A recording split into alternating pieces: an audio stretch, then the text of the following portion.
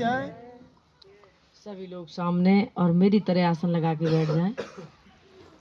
केवल 20 मिनट का समय लेंगे आपका, क्योंकि ये दूर के फिरोजाबाद के और बरेली के ये वक्त समय से पहुंच जाएं। सत्संग का समय 11 बजे से 1 बजे तक का ही है। अब आप 12:30 बजे आओ तो उसमें हमारी गलती नहीं, आपकी गलती है। हर संडे को सत्संग होता है जिसका समय 2 घंटे है। और सत्संग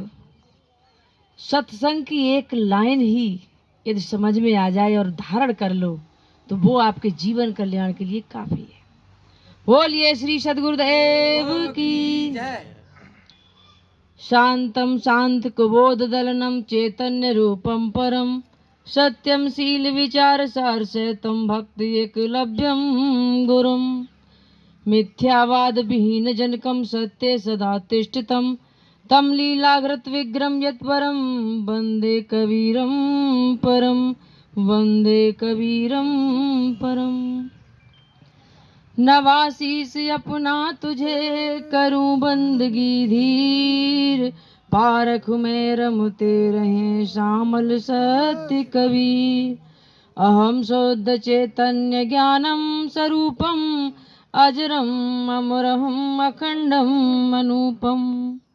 परम पूज्य संत शिरोमणि सदगुरु कबीर साहब जी एवं हमारे हृदय में ज्ञान का प्रकाश करने वाले सतगुरु श्यामल साहिब जी, संत भगवान एवं भक्त साधक ममतामयी माताएं बहनें एवं छोटे बच्चे, अभी सत्संग के लिए सभी लोग उस चातक की तरह, उस पपीहा की तरह एक एक शब्द रूपी बूंद अपने हृदय में धारण करने के लिए आप सभी लोग विराजमान हैं।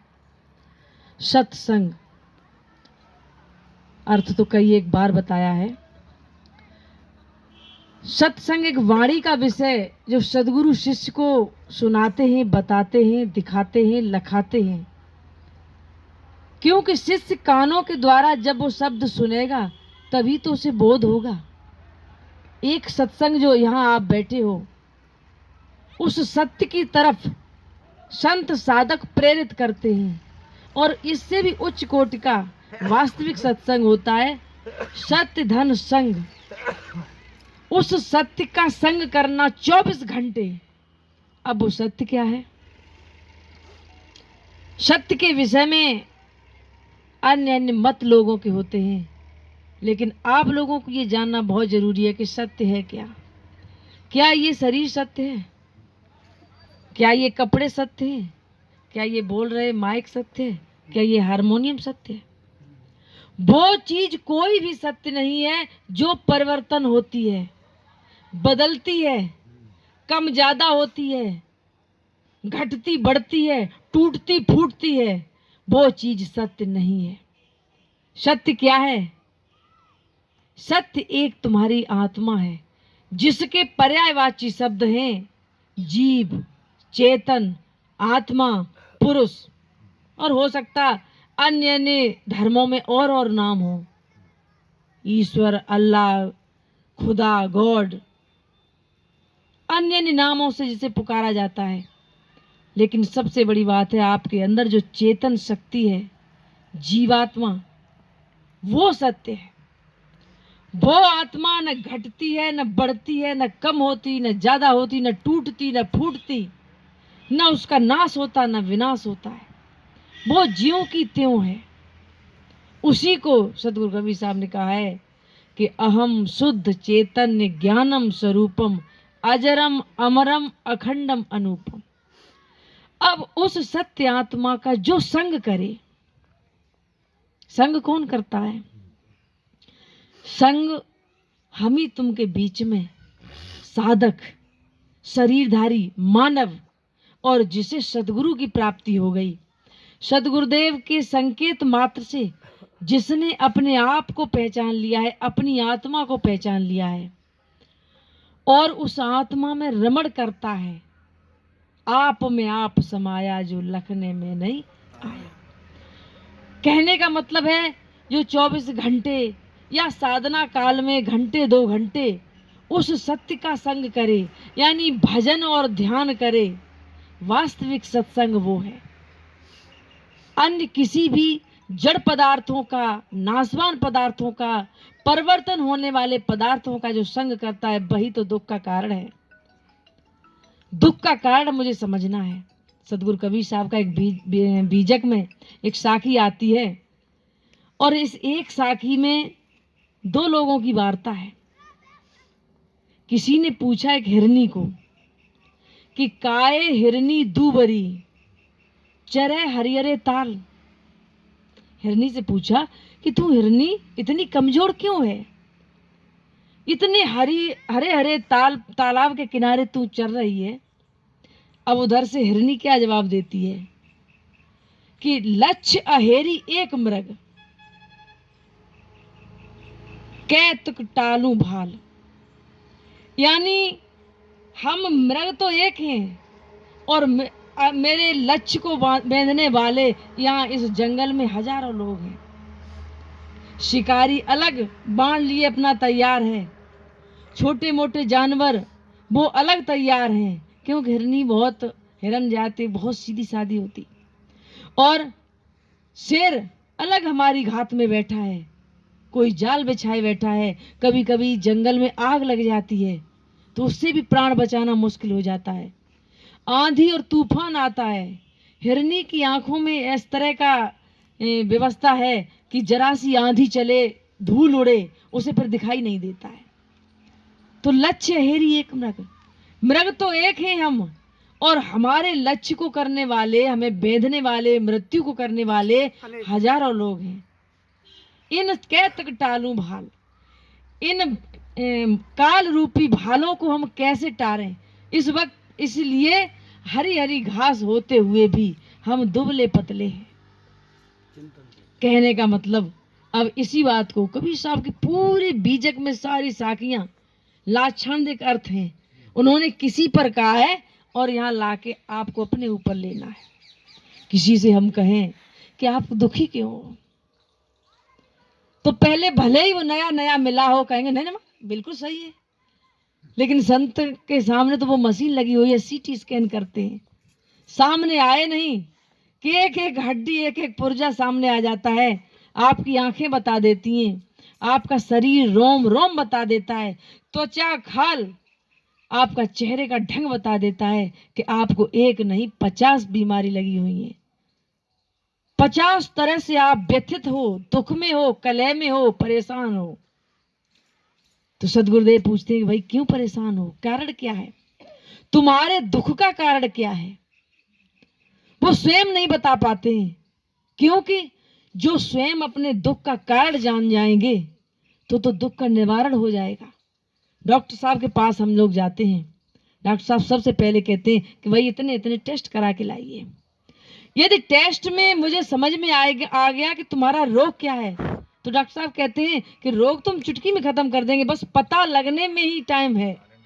जब तक मुझे पता नहीं लगता है कि क्या रोग है, तो चेकअप में काफी रुपए लगते हैं। जब चेकअप होके आता है पता चलता है कि ब्लड में कमी है, लीवर किडनी किस में कमी है, हार्ट में कमी है, और जिस चीज की कमी सामने आ जाती है डॉक्टर साहब वही दवाई लिख देते हैं, आपको आराम मिल जाता है। तो सबसे पहले मुझे अपने दुख का कारण पहचानना है कि हम दुखी क्यों हैं। हम अक्सर लोगों से कहते हैं कि भाई थोड़ा सत्संग सुना करो, धन तो आप बहुत कमा रहे हो, संतान भी है, पति है, पत्नी है, घर है, मकान है, गाड़ी है, घोड़े हैं, सब कुछ है, लेकिन फिर भी दुखी हो, कलह में हो, टेंशन में हो, बीपी हाई लो होता है, बाल उड़ रहे हैं, और भी तमाम तमाम बीमारियां ऐसी हैं जो न चाहते हुए सिर्फ मेरी सोच की है। रात में नींद नहीं आई, दिन में कोई बात हो गई, रात भर वही बातें गूंजती रही दिमाग में, तो वो नहीं बता पाते कि कारण क्या है, और उनका एक ही कारण है, अभी जो बताया कि मेरी चित्तवृत्ति उस सत्य से हटकर असत्य में लगी हुई है, प्राणी और पदार्थों में लगी हुई है।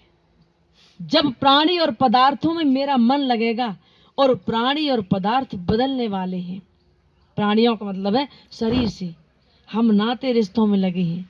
जैसे अभी मनोज बाबू ने अपनी हकीकत कहानी व्यतीत बताई कि बाबा के मरने के बाद मेरी ऐसी स्थिति हो गई, बाबा से थोड़ा मोह ज़्यादा था, साथ बैठना, लेटना, बातचीत करना, मित्रवत व्यवहार, और हकीकत में पागलवत जैसी भी स्थिति हो गई, क्योंकि बाबा के शरीर में उन्होंने चित्त को लगा लिया, और बाबा का शरीर तो जाएगा ही।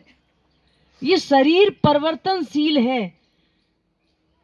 ये जन्म से ऐसे गुण लेके आया है ये शरीर, जिसका बदलना, परिवर्तन होना अति संभव है। और जब हमारा मन इस शरीर में, नातों में, रिश्तों में, पुत्र में, इकलौता पुत्र हो, सबको कितना प्रिय होता है। छोटा बच्चा हो, सब लोग गोदी में लेते, माता पिता भी। धीरे धीरे बड़ा हो जाता है, शादी हो जाती है, माता पिता कहते हैं कि शादी होने से पहले तो बहुत सही था, विवाह होते ही पता नहीं कैसा बिगड़ गया। माँ बाप बड़े दुखी, जबकि बेटा बड़ा सुखी, पत्नी और अपने बच्चों में, अपने घर मकान धन में, और माँ बाप दुखी के क्या कारण है कि बिगड़ गया बेटा।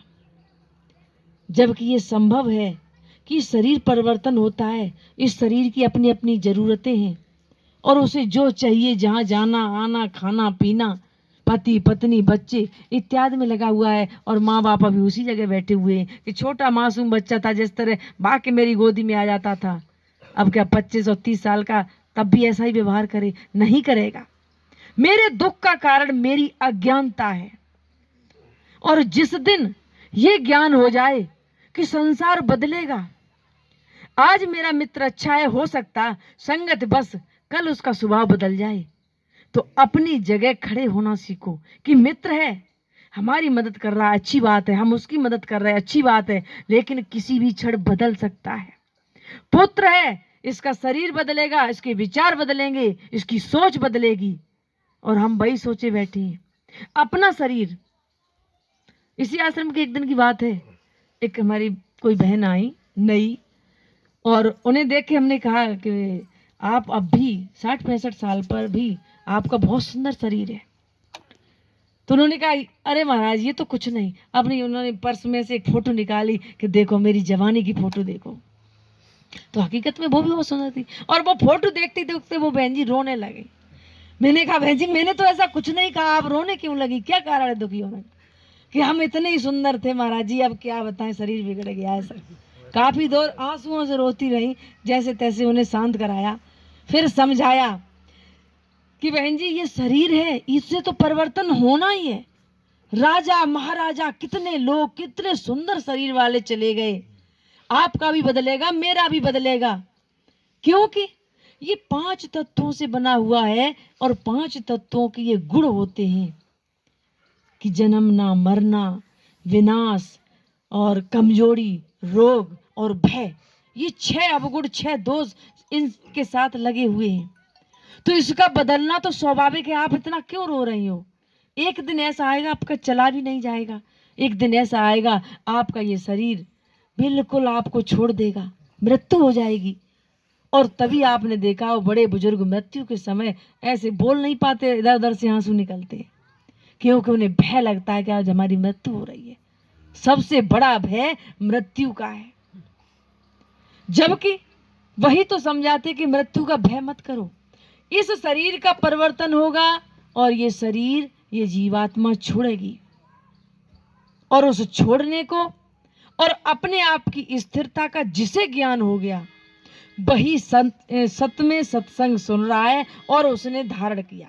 और जब तक अपनी आत्मा का ज्ञान नहीं है मुझे किसी सदगुरु के द्वारा, तब तक कितने भी सत्संग सुनो, कितना भी आप संसार का कितना भी कुछ भी कार्य करो, चाहे भागवत करना, चाहे सत्संग करवाना, चाहे करना, चाहे हमने कितने भी घंटों प्रवचन बोलें, लेकिन उस सत्य में स्थिरता नहीं है, तब तक आपका किया धरा सब व्यर्थ है।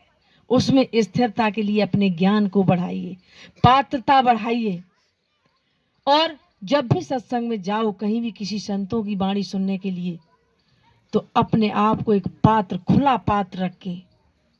जैसे कमंडल में नीचे कोई ऐसी वस्तु रखी है जिसमें आप खीर या दूध नहीं रख सकते हो, क्या कहते हैं कि पहले इसको साफ करके आइए।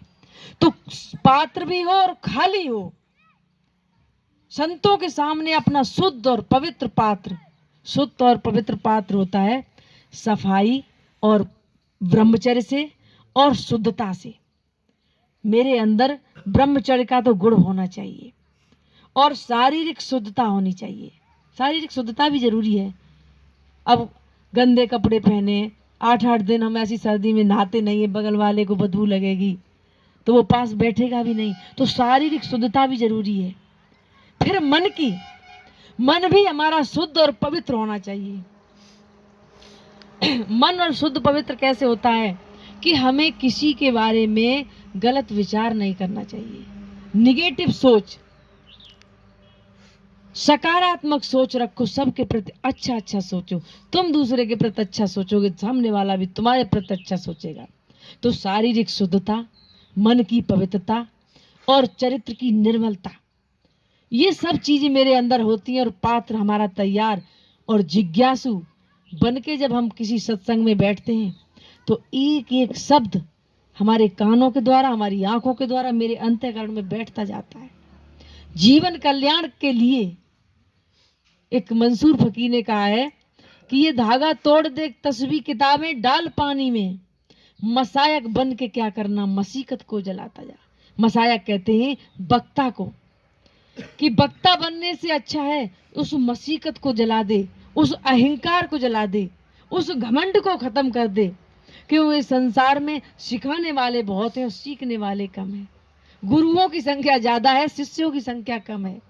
हर व्यक्ति गुरु बनने के लिए तैयार है, चाहे खुद के चरित्र में हजारों कमियां हों, लेकिन वो दूसरे को सिखाता है। हमारे गुरुदेव अक्सर बात करते थे कि जरा से आप बीमार पड़ के देखो और जरा सी आप पे मुसीबत आए, मुसीबत आने पर पूरा गांव आपको अकल बताने आ जाएगा। और बीमार पड़ने पर चाहे वो कितना भी एमडी डॉक्टर क्यों न हो, और उसे जिसे ये नहीं पता है कि क्या दवा होती है, क्या परहेज होता है, और वो उस डॉक्टर को भी दवा बताने के लिए तैयार आ जाए, अरे डॉक्टर साहब ये खाइए, ये पीजिए, ये करिए। क्योंकि रोग होने पर हजारों डॉक्टर आ जाते हैं, मुसीबत आने पर हजारों सलाहकार होते हैं, लेकिन सहयोग करने वाले बहुत कम होते हैं। हमें जरूरत है हम अपने विचारों का सबसे पहले अपना ही सहयोग करें। ज्यादा से ज्यादा सत्संग में आए, आश्रम पर आए, अपनी वाणी पर संयम करें। जैसे सत्संग में आप 2 घंटे के लिए बैठे, कोशिश किया करो फोन भी साइलेंट होना चाहिए। क्योंकि इतनी कितनी बड़ी बिजनेस से आप नौकरी वाले हो, यदि 2 घंटे का अपने जीवन में समय नहीं निकाल सकते हो तो फिर आप स्वतंत्र कहाँ गुलाम हो। उस करोड़ों की संपत्ति के मालिक नहीं हो, उस 2 पैसे के फोन के आप गुलाम हो, जो 2 घंटे के लिए अपना फोन साइलेंट नहीं कर सकते हो। फोन साइलेंट, वाणी साइलेंट और फिर मन साइलेंट। समाधि पे लिखा है कि वाणी के साइलेंट मौन से ज्यादा श्रेष्ठकर होता है मन का मौन होना। इन चीजों पे जब हम मनन चिंतन करते हैं तो हमें आश्रम पे बैठ के हम भले ही कुछ न कहें, संत पुरुष कुछ न कहें, संतों की वाणी आश्रम की एक एक दीवालों पे समझ लो वाइब्रेशन की तरह चिपकी हुई है। आप खोलने की अपने आप को जैसी तैयारी करते हो, वो वाणी आपके कानों के द्वारा और आप में मिलने लगती है, संतों की वाणी। तो अपने आप को शांत और एकाग्रचित करके आश्रम पे आते हैं, बैठिए। और एक बात को हमने और भी कहा था, बोलिए श्री सद्गुरुदेव की, कि समय का ध्यान हमारे इस आश्रम पे लोग बहुत कम करते से बंद कर देता।